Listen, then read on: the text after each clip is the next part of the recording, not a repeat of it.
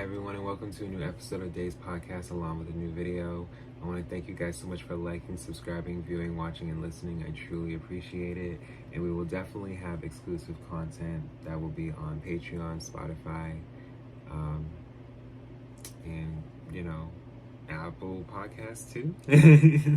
But yes, I just want to thank you guys so much for being there. I truly appreciate it. So today we are going to talk about Fearless by Taylor Swift. So let's get into it.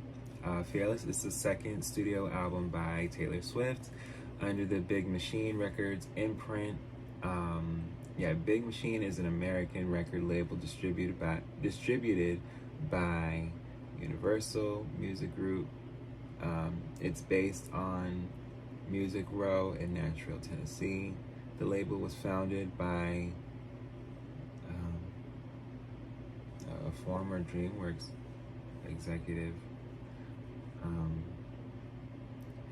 But it was released in the United States and Canada on November 11, 2008, and elsewhere on March 9th, 2009. So Fearless had came out, literally, in the midst of where there was, I Am Sasha Fierce. There was definitely a Gaga out where she was talking about fame. Okay, and just there was a lot going on in 2008, and I think that with Taylor, she had definitely came out at the right time, because with her first album, like I said with R&B albums, with debuts, because it's real. Not everybody charts right at number one.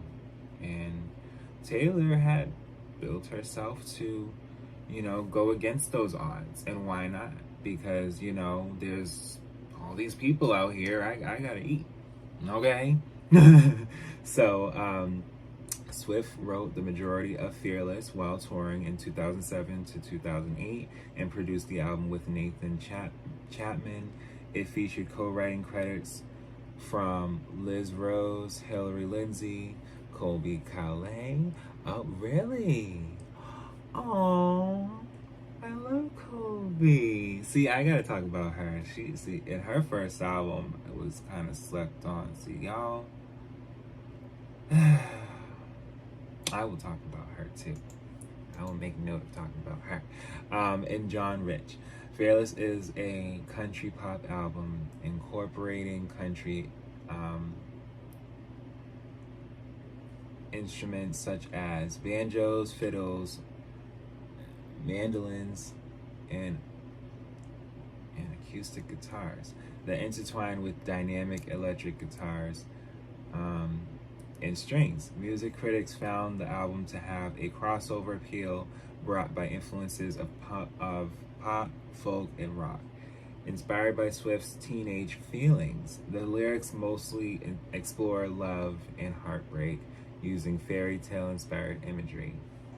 To promote the album, Swift embarked on the Fearless Tour, which ran from April 2009 to July 2010.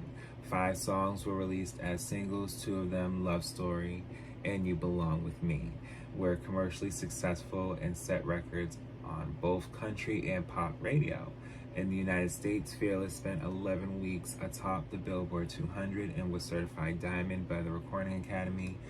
The album received multi-platinum certifications in Australia, Canada, New Zealand, and the United Kingdom, and it has sold 12 million copies worldwide. So, I was in high school when this album had released. Freshman year, actually, right in the middle. And it was something, because this was literally in the midst of, Hannah Montana, that, with Miley being with Disney at its peak, and she made an appearance on the Hannah Montana movie, and I spoke on that, when I spoke on, I believe, just the sense of breakout. Because if you guys be sure to look at, my Miley videos, I have talked about all of her albums now. So be sure to check them all out. Besides the fact that they collaborated, Fearless was really her coming out more. And I feel like she definitely was paving her own way here. And why not? And there was other artists at the time that were, like I said, really coming out and really releasing, so she did what she needed to do.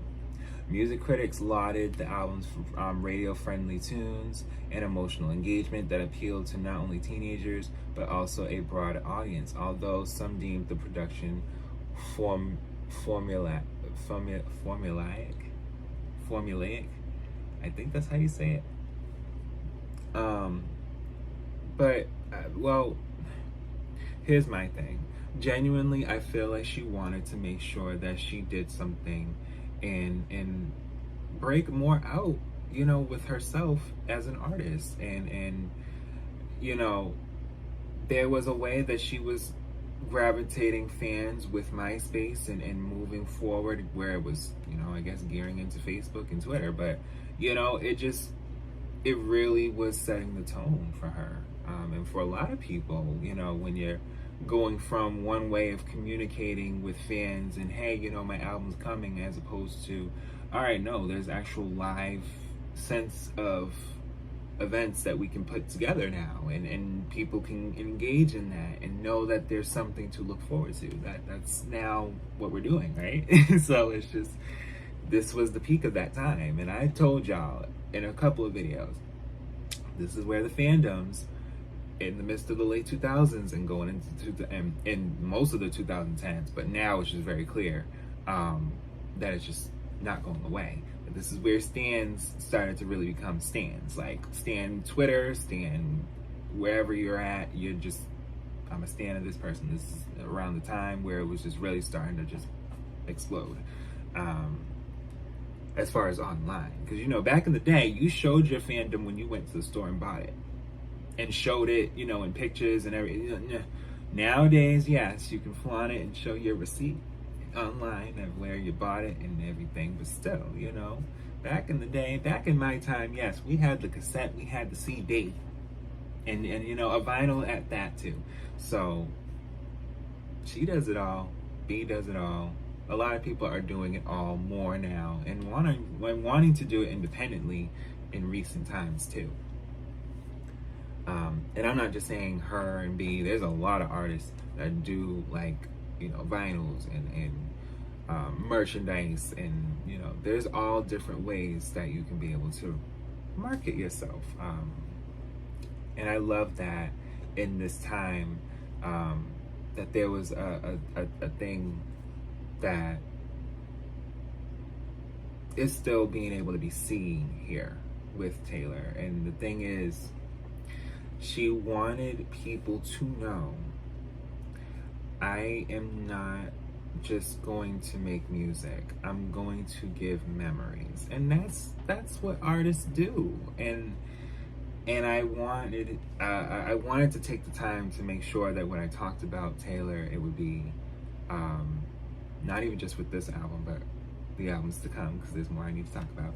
But when I talked about her, that there'd be more to elaborate, because I always do that with every artist and with every release that they have came out with. But yes, the most awarded country album of all time, Fearless won Album of the Year at both the Country Music Association Awards and the Academy of Country Music Awards in 2009, and it won Album of the Year and Best Country Album at the Grammy Awards in 2010. The album featured on Rolling Stone's 2002 list of the 100 greatest country albums of all time, following the 2019 dispute regarding the ownership of Swift's back catalog, she released a re-recording Fearless, Taylor's version on April 9th, 2021. So I'm going to be saying that in a lot of the previous releases that Taylor has came out with, because she has re-released music. These tracks that I'm going to talk about, she did them over. And honestly, in a mature way, and why not? Do you know how much power it takes to sing the songs that you know or the songs that you've done live? It's good that you could be able to re-release something, and you can even have it in a sense that people can appreciate it more because it's still the essence of that song. Like, that's a good thing. And I can remember we heavily had that with remixes rather than just these, like the song still having the instrumentation of where it was previously, as opposed to new vocals and a new broader sense of how the song's coming in and how it goes throughout. But it's still a good thing, I believe. But yeah, Taylor Swift signed a publishing contract with Sony ATV Tree Publishing in 2004 to become a songwriter. Yeah. And released on October 24th, 2006, the album Taylor Swift was the longest charting album on the US Billboard 200 of the 2000s decade, and established Swift as one of country music's rising stars. So, yeah, she was already having a publishing contract in 2004. So for 20 years, she's been just writing. I was looking for a pencil, but I can't seem to find a pencil. But it's okay. She was writing. She was writing, and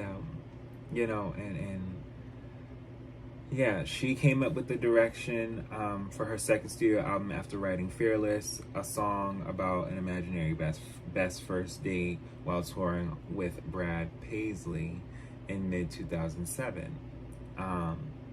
Swift's songwriting was influenced by Paisley and Sheryl Crow's approach to expressing emotions, continuing on the romantic themes of her first album.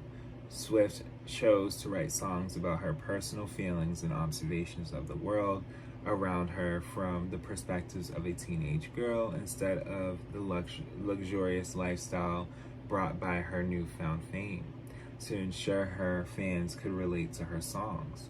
I really try to write more about what I feel in guys and love, because that's what fascinates me more than anything else. Love and what it does to us and how we treat people and how they treat us. So pretty much every song on the album has a face that I associate with.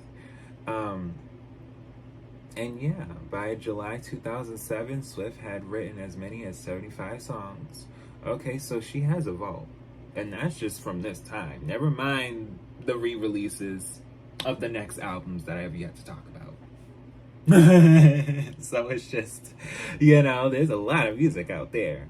But yes, in the lyrics, they definitely, there's a lot that she talks about, and the story writing of it all.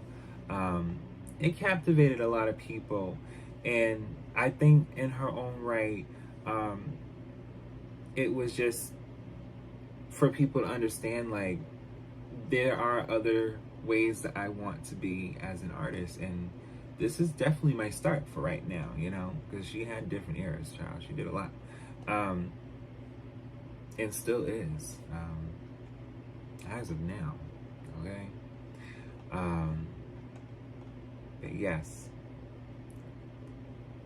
it does definitely follow the country styling of her debut album. So they're like, it's hand in hand.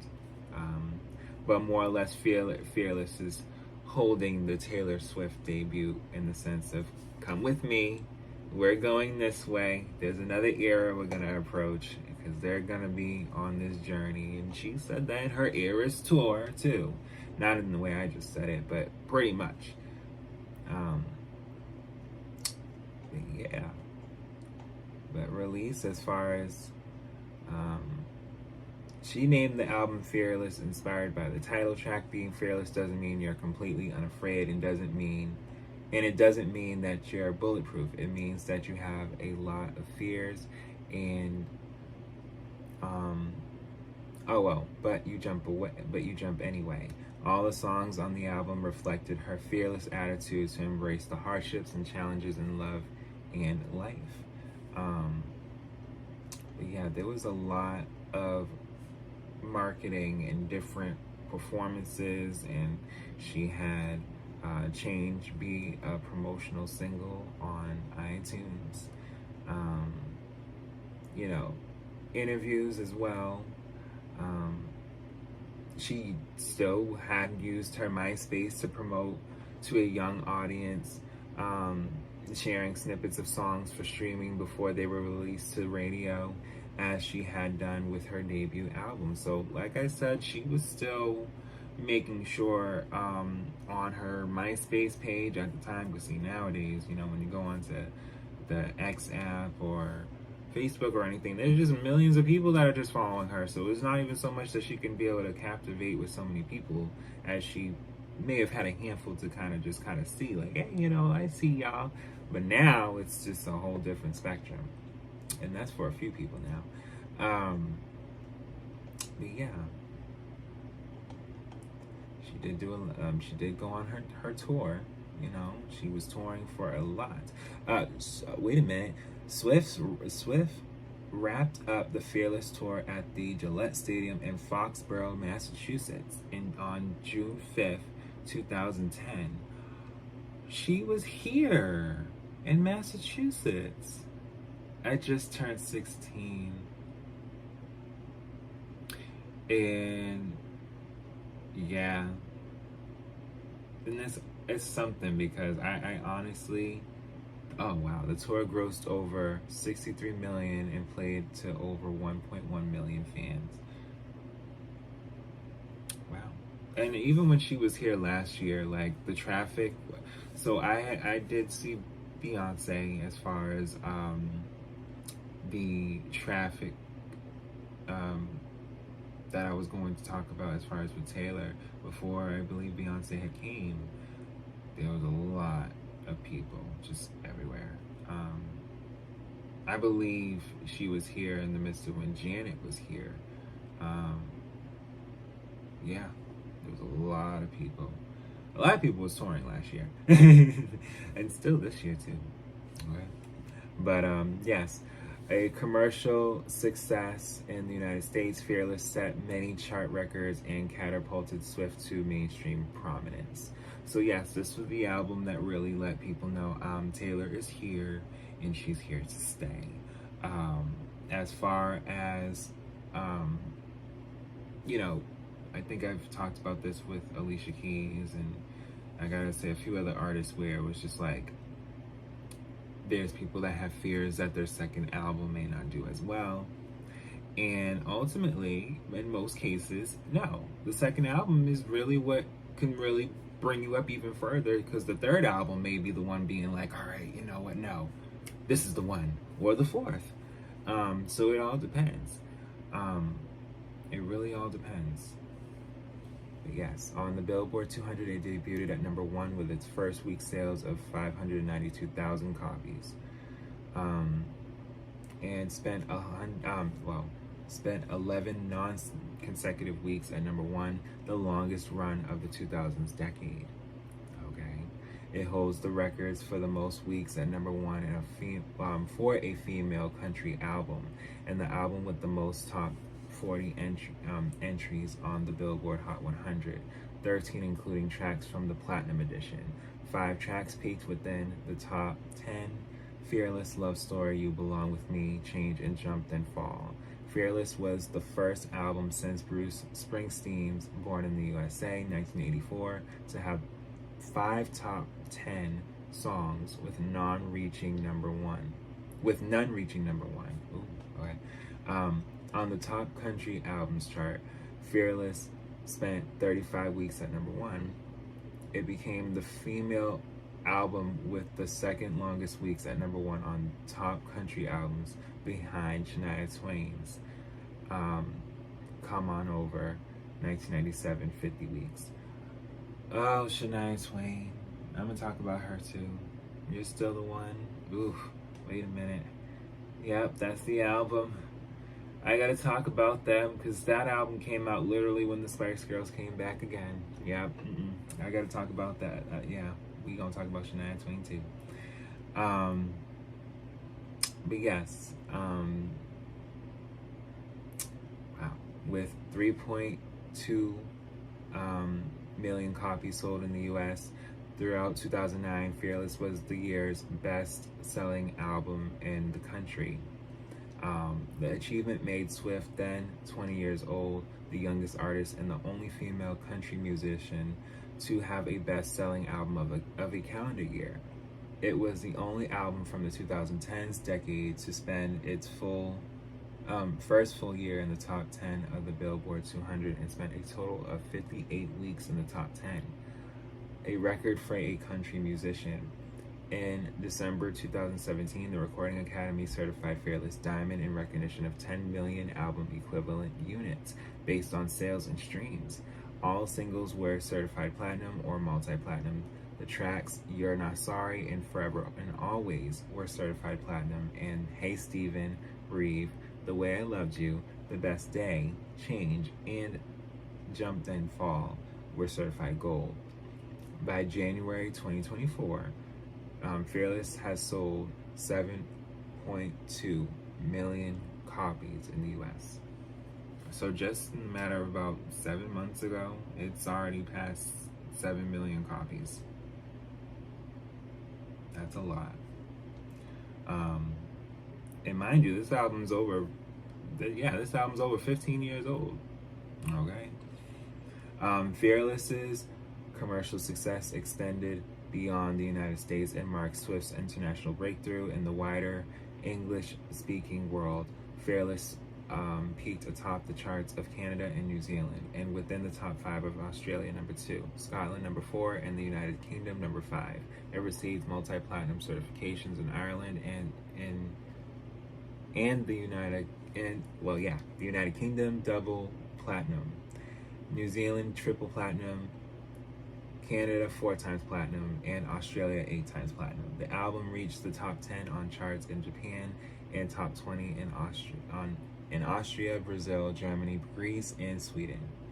It was awarded sales certifications across European and Asian markets, including gold certifications in Japan, Germany, Austria, and Norway, a platinum certification in Denmark, a double platinum certification in Singapore, and a 9 times platinum certification in Philippines.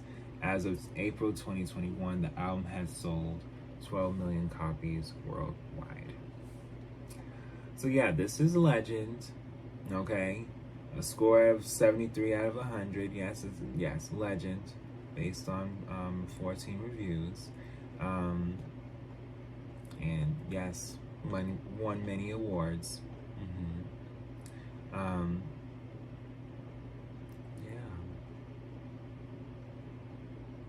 In the album of the so when Billie Eilish won Album of the Year at 18, she was the youngest at the time to win the award until Billie Eilish had won it.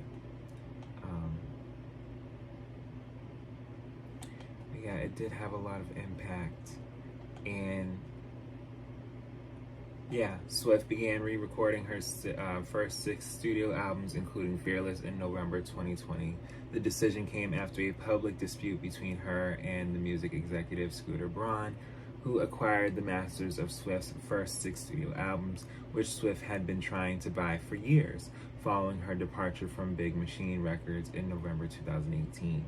The re-recording of Fearless, subtitled Taylor's Version, was released on April 9th, 2021 through Republic Records. The Taylor's Version features all tracks from the Platinum Edition, the Valentine's Day soundtrack single Today Was a Fairy Tale, and 6 unreleased from the vault tracks. Following the release of Fearless Taylor's version, the original album reappeared on the album's charts of several European countries and reached a new peak at number 2 in Austria and Germany, and number 3 in Switzerland. So,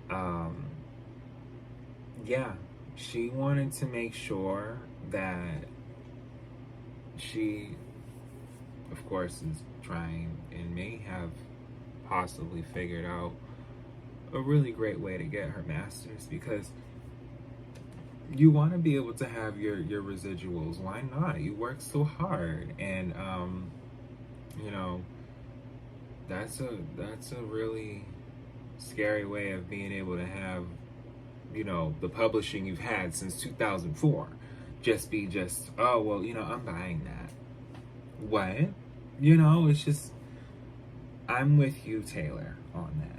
That's horrible, which is why I'm like, no, her re-recording is great, because yeah, as big as the Eras tour has been recently, you want to have preserved vocals in the sense of it being recent, in the sense of where, you know, this was when I recorded at this time, and now you guys have it this way, but this more of this way is where I can give you guys it personally as much as I did then, you know, and why not?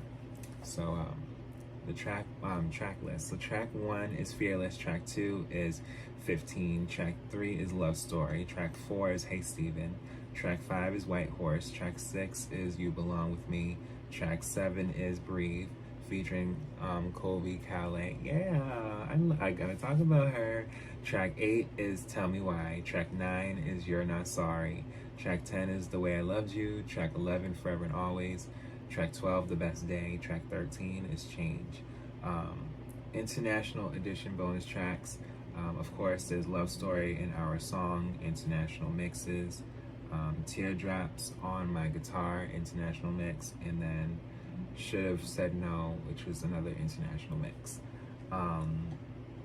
So yeah, they had the Platinum Edition, and then they had the Platinum Edition bonus DVD. So the Platinum Edition, I believe, because that's yeah.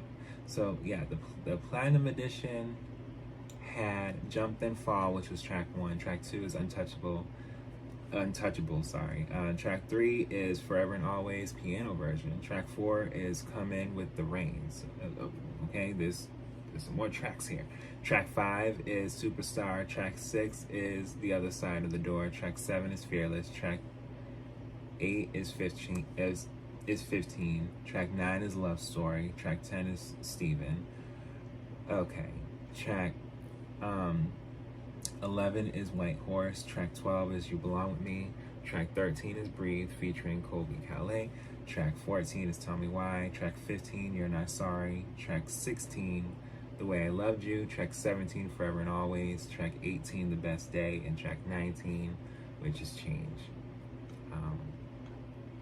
But yeah, this album really set the tone to let people know that Taylor is here to stay. And like I told you guys, when it came to the sense of re-recording, it is a big deal, because you want to be able to own what you write. Doesn't matter who's producing. When you're writing, you want that, okay, independently too. So I want to thank you guys so much for listening and watching, and yes, we will be back with more.